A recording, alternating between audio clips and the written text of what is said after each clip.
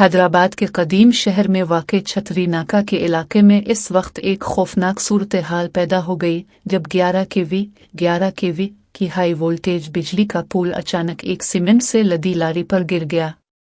یہ واقعہ انتہائی مصروف ترین مقام پر پیش آیا، جہاں بجلی کے تاروں کے ٹوٹنے اور پول کے گرنے سے زوردار آواز پیدا ہوئی، جس سے مقامی لوگوں میں شدید خوف و ہراس پھیل گیا۔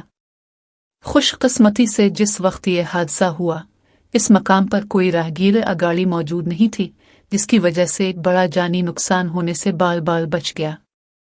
لاری کو بجلی کے پول کے وزن اور شارٹ سرکٹ کی وجہ سے جزوی نقصان پہنچا ہے، لیکن ڈرائیور اور کلینر محفوظ رہے۔ مقامی لوگوں کا کہنا ہے کہ اگر یہ واقعہ دن کے مصروف اوقات میں پیش آتا تو کئی قیمتی جانیں ضائع ہو سکتی تھی۔ واقعے کے فوراً بعد بجلی کے محکمے کو اطلاع دی گئی، جنہوں نے فوری طور پر علاقے کی بجلی منقطع کر کے امدادی کارروائیاں شروع کر دی۔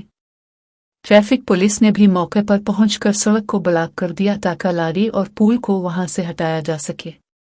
شہریوں نے بجلی کے پرانے اور خستہ حال پولوں کی مرمت نہ ہونے پر سخت احتجاج کیا اور محکمہ برقیات سے مطالبہ کیا کہ ایسے حادثات کی روک تھام کے لیے ٹھوس اقدامات کیے جائیں۔